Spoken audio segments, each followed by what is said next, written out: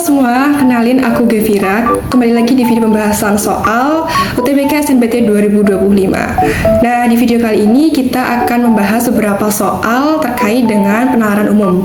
Oke, langsung aja kita ke pembahasan soalnya.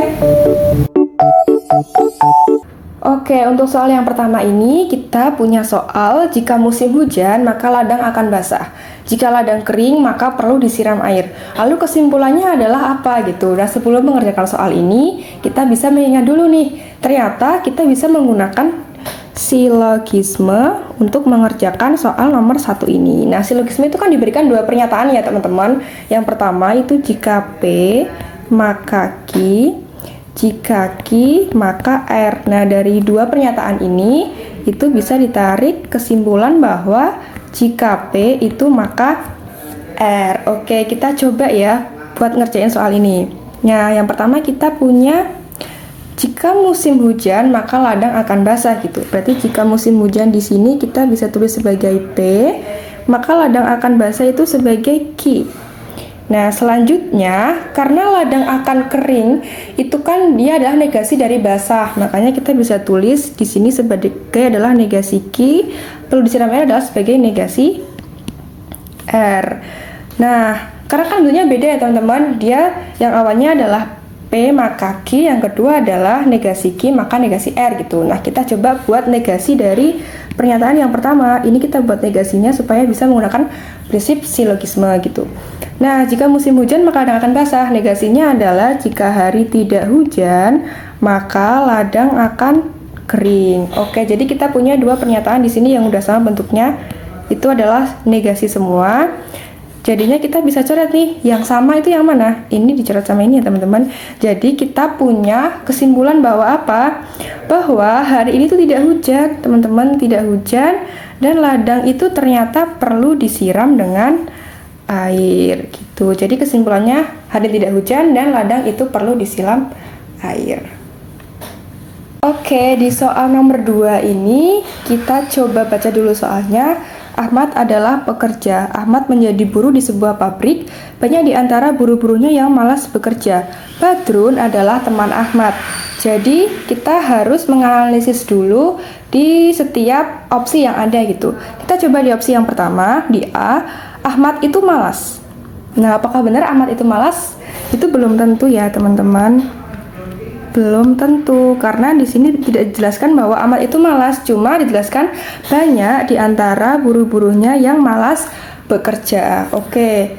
Kemudian opsi yang kedua yang B, Badrun itu malas. Dia juga belum tentu ya, karena di soal tidak dijelaskan kalau Badrun itu malas gitu. Yang C, Badrun mungkin teman sekerja Ahmad. Nah, ini mungkin ya.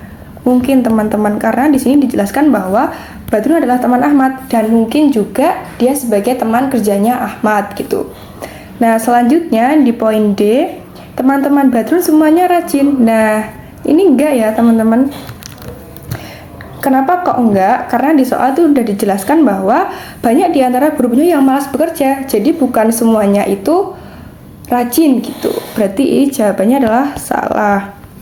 Nah, Ahmad dan Badrun pasti rajin juga. Jadi ini belum tentu juga karena belum dijelaskan di soal kalau buruh-buruhnya yang malas itu siapa, yang rajin itu siapa. Jadinya kita punya jawaban adalah yang C. Badrun mungkin teman sekerja Ahmad. Oke teman-teman, di soal nomor 3 ini kita punya soal apabila sepeda ditulis menjadi VHSIHE, maka pensil juga dapat ditulis menjadi apa gitu ya. Nah, yang pertama kita udah nulis abjad dulu di sini dari A sampai Z. Kita coba telaah dulu. Yang pertama itu dari S ke V. Itu ternyata dia itu ditambah 3 huruf, teman-teman. Nah, coba kalau E ke H. E ke H itu ternyata juga dia ditambah 3. Kemudian yang P ke S itu dia juga ditambah 3. Nah, sekarang apakah E ke I itu tambah 3 juga? Kita coba ya. E ke I ternyata dia ditambah 4.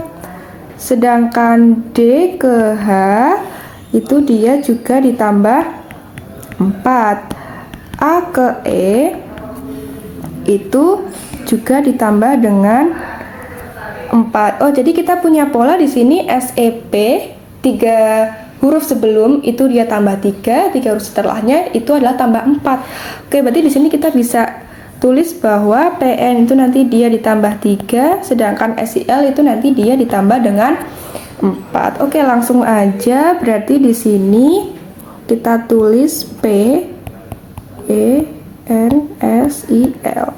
P ya, P tambah 3, dapatnya adalah S. E ditambah 3 itu dapatnya adalah H. N ditambah 3 itu dapatnya adalah Q ya. Kemudian S di sini tambah 4 teman-teman, berarti S ditambah 4 itu adalah W, I tambah 4 adalah M, dan L tambah 4 itu adalah P. Oke, berarti kita punya SHQWMP, berarti jawabannya adalah yang P. Oke.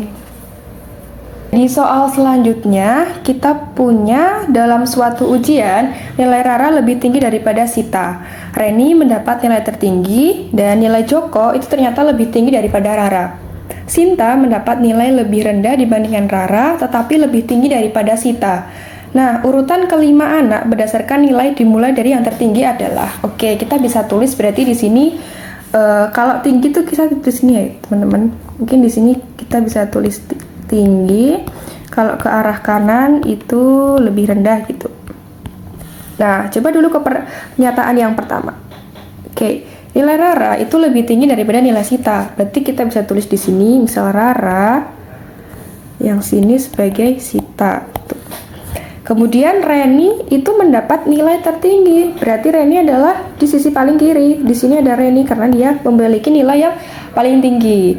Kemudian nilai Joko lebih tinggi daripada Rara. Berarti Joko ada di depan Rara. Nah, Sinta mendapat nilai lebih rendah dibandingkan Rara tapi lebih tinggi daripada Sita. Berarti Sinta itu ada di sini ya, di tengah-tengah antara Rara dan Sita. Oke, berarti urutan kelima anak dari yang tertinggi siapa aja? Ada Reni, Joko, Rara, Sinta, dan Sita. Oke, soal ini nyambung dengan soal sebelumnya ya, teman-teman. Di sini, jika ada siswa tambahan bernama Tono yang urutan nilainya di antara Rara dan Sita, maka yang berada di urutan keempat itu siapa? Oke, tadi kita udah mendapatkan bahwa yang paling tinggi itu Reni. Kita urutkan dulu ya. Di sini ada Reni, Joko, Rara, Sinta, dan Sita. Oke, sekarang Tono itu di antara Rara dan Sita. Tono taruh sini ya, teman-teman. Di sini kita sisipin sama Tono. Nah, jadi yang urutan keempat itu siapa? Kita tulis di sini. Ini 1, ini 2, ini 3, 4, 5, 6. Nah, berarti urutan keempat itu adalah Tono. Berarti jawabannya adalah yang A.